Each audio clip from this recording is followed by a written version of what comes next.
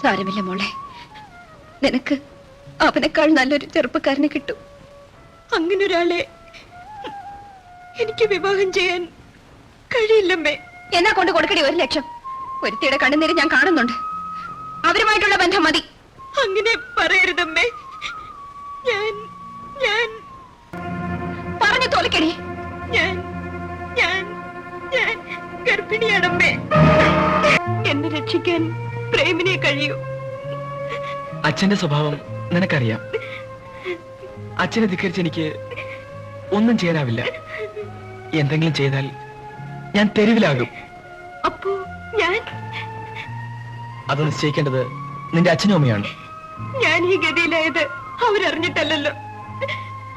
അതിന് ഉത്തരവാദിത്വം എനിക്ക് മാത്രമല്ലല്ലോ, പകുതി നിനക്കുമുള്ളതാണ്. എന്ന് വെച്ചാൽ അച്ഛനെ അനുസരിക്കാനേ ഇനി എനിക്ക് കഴിയൂ.